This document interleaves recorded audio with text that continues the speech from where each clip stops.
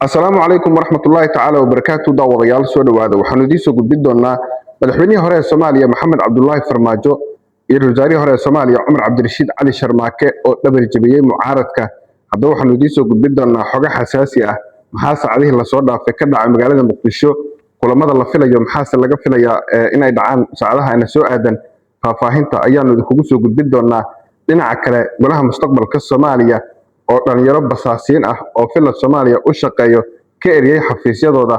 Haddaba waxaanu idiin soo gudbin doonaa xogta dhalinyarada si la eriyay iyo sababaha markaasi keenay in guryaha mucaaradka iyo xarumahooda in markaasi ay ka cayriyaan. Dhinaca kale magaalada Boosaaso maalintii 14aad waxaa ka taagan xaalad cakiran kadib xirnaanshaha dekedda weyn ee Boosaaso. Haddaba xaaladda waa sidee guud ahaan deegaanada Puntland, xaaladda siyaasadeed ayaanu idiin soo gudbin doonaa. dhinaca kale koonfur galbeed Soomaaliya Aadan Madoobe oo markan qorsheynaya in magaalada caasimadda ah ee Beledweyne laga wareejiyo madaxtooyada iyo nidaamka uu ku shaqeeyo maamulkiisa oo Barawe loo wareejiyo. Sababta ka dambeysa ayaan sidoo kale idiin soo gudbin doonaa. Balse marka koowaad soo dhawow muuqaalkan like garees sidoo kalena sii share garees dad badan xogteena ay u gaadho. Waa hagaag aynu ku bilownay madaxweynihii hore ee Soomaaliya Maxamed Cabdullaahi Farmaajo iyo ra'iisul wasaarihii hore ee Soomaaliya Cumar Cabdirashiid Cali Sharmaake ayaa markan waxa ay qaadeen tallaabooyin culus oo u muuqdo in ay ku dhabar jebinayaan mucaaradka sidoo kalena ay u dhowaanayaan siyaasad ahaan Xasan Sheekh Maxamuud. Tallaabooyinkan ayaa waxaa ka mid ah in madaxweynihii hore ee Soomaaliya Maxamed Cabdullaahi Farmaajo xisbigiisa Nabad iyo Nolol ay markaasi aqbaleen nooca doorasho ee Xasan Sheekh Maxamuud, nooc aan aad uga fogeyn oo ah doorasho qof iyo cod ah isla markaana xisbiyo badan. Farmaajo ayaa xilligiisii muddaxileedkiisii hore waxa uu markaasi waday nooca doorasho ee haatan Xasan Sheekh Maxamuud uu wado oo ah doorasho qof iyo cod ah, balse caqabado badan oo hareeyay darteed uma suurtagelin. Waxaana haatan la rumaysan yahay in isaga iyo Xasan Sheekh ay si sahlan markaasi isu fahmi karaan maadaama labada nooc ay wataan ama moodallada doorashada ay wataan ay aad markaasi isaga agdhow yihiin. Sidoo kale Cumar Cabdirashiid Cali Sharmaake ra'iisul wasaarihii hore Soomaaliya oo markaasi hogaaminaya xisbiga kale ee lagu magacaabo Midnimo Qaran ayaa waxaa lagu soo warramayaa in markan isna uu wado qorshe markaasi cad oo uu ku doonayo inuu ku taageero qorshaha Xasan Sheekh Maxamuud. Waxaana haatan isku dhinac noqon kara xisbiga Nabad iyo Nolol, xisbiga Cumar Cabdirashiid ee Midnimo Qaran iyo sidoo kale xisbiga JSB ee fila Soomaaliya. Saddexdaas xisbi ayaa markaasi u muuqdo in hal nooc oo doorasho ay isku raaci karaan. Xilli golaha mustaqbalka Soomaaliya nooc doorasho oo gaar ah ay miiska soo saareen kuwaas oo ilaa hadda beesha caalamka ay ka soo tala bixinayaan sidoo kalena ay markaasi dib u eegis ku sameynayaan dhinac walbaba nooca doorasho ay gudbiyeen. Waxaana loo ballamay wada hadallo kale in dib markaasi lasaga soo laabto. Madaxweynihii hore ee Soomaaliya Maxamed Cabdullaahi Farmaajo ayaa gabi ahaanba markaasi diidan in uu qayb ka noqdo hanaanka mucaaradka ay markaasi ku wajahayaan fila Soomaaliya xilli golaha mustaqbalka ay kala hore ka biyadiideen in Farmaajo uu shirka si gaar ah uga qayb galo xisbigiisa isla markaana ay sax tahay in uu ku soo biiro golaha mustaqbalka. Balse Farmaajo waa uu ka dhaga adeegay go'aankaasi wuxuuna garab ka helay fila Soomaaliya oo ka faa'iideysanaysa khilaafka soo kala dhaxgalay xisbiga Nabad iyo Nolol ee uu hogaamiyo Farmaajo iyo sidoo kale golaha mustaqbalka Soomaaliyeed. Fursadaas oo ahayd in ay markaasi isku dhacaan labada dhinac sidoo kalena fila Soomaaliya garab ka mid ah ay markaasi gacanta ku dhigto waana garabka Nabad iyo Nolol.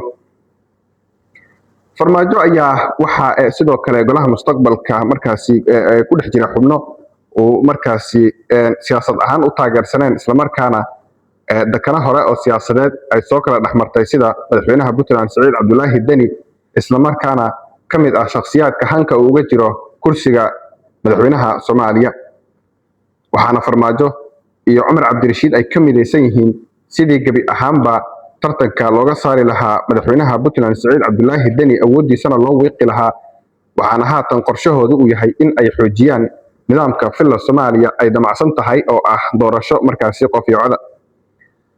Xogaha aanu helayno ayaa waxaa haatan ay markaasi tilmaamayaan in wakiilada beesha caalamka ay markaasi soo gudbin doonaan nooca doorasho ee markaasi ay iyaguna aragtidooda ku darsadaan iyo wixii sixid ah kulamo kalena dib markaasi la isaga soo laaban doono.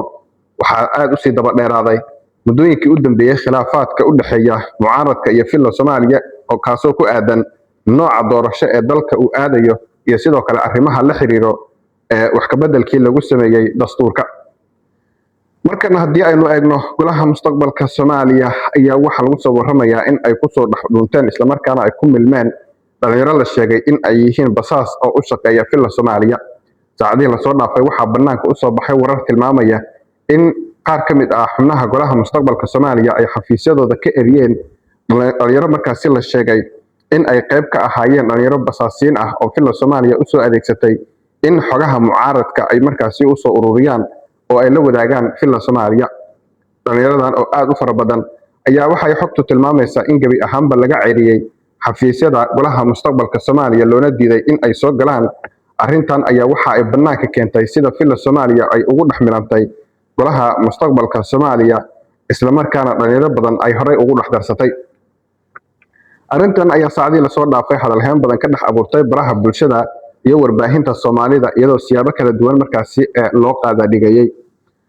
markan haddii aynu eegno magaalada Boosaaso ee xarunta ganacsiga Puntland waxaa maalintii 14aad xiran dekedda weyn ee magaalada Boosaaso taasoo ah isha dhaqaale ay ku tiirsan tahay Puntland. arrintan ayaa waxaa markaasi ka dambeysay kadib markii Puntland ay soo rogtay canshuur markaasi ka badan tii hore. arrintaas oo ganacsatada iyo guud ahaan shacabka deegaanada Puntland culays weyn markaasi ay ku noqotay. xogaha aynu helayno waxa ay sheegayaan in ganacsiyada magaalooyinka Boosaaso iyo Garowe ay saameyn xooggan ku yeelatay xirnaanshaha dekedda Boosaaso iyo kordhinta canshuurta xilli ganacsatada ay albaabada isugu laabeen dhammaan xarumahooda ee ganacsiga. waxaa soo taraya baaqida ku aadan in la khafiifiyo canshuurta dekedda Boosaaso isla markaana dadka loo turo waqti lagu jiro xilli aad xasaasi u ah oo ay adag tahay in dadka noloshooda ay markaasi maareeyaan. markan haddii aynu eegno dhinaca magaalada Baydhabo hogaamiyaha Koonfur Galbeed Aadan Madoobe ayaa wararku waxa ay sheegayaan in uu markaasi culays xooggan ka soo wajahayo dhinaca Cabdicasiis Xasan Maxamed Laftagareen. saacadihii la soo dhaafay waxa uu sii xoogaystay wararka sheegaya in Aadan Madoobe uu qorsheenayo in uu markaasi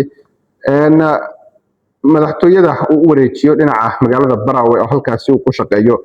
culayskan ayaa waxa uu markaasi u yimid kadib markii ciidamada taabacsan Laftagareen saacadihii la soo dhaafay ay kordhiyeen dhaqdhaqaaqa ciidan ay ka wadaan duleedka magaalada Baydhabo. xogaha aynu helayno ayaa waxa ay markaasi muujinayaan in magaalada Baydhabo qaybo ka mid ah xalay ay ku hoydeen ciidamo taabacsan Laftagareen oo dadka shacabka ah ay soo wariyeen in aagaasi ay ku arkeen ciidamo aad u hubeysan oo xaafadaha qaar markaasi dhex wareegaya. Aadan Madoobe ayaa tan iyo markii dowladda federaalka ay u gacan gelisay magaalada Baydhabo waxa uu wajahayay weeraro isdaba joog ah oo uga imaanayay ciidamada daacadda u ah hogaamiyihii Koonfur Galbeed Cabdicasiis Xasan Maxamed Laftagareen. Koonfur Galbeed waqti xaadirkan waxaa ka taagan iska hor imaadyo hubeysan oo mararka qaar dhacay iyo sidoo kale khilaafaad siyaasadeed oo aad u xooggan oo ku qotoma doorashadii dhawaan dowladda federaalka ay ku qabatay magaalada Baydhabo oo muran siyaasadeed oo xooggan uu markaasi ka dhashay. haddaad nala soo gaartay dhamaadka muuqaalkan waad ku mahadsantahay daawada fadlan muuqaalkan la garay sidoo kalena sii share garaa si dad badan xogteena ay u gaadho.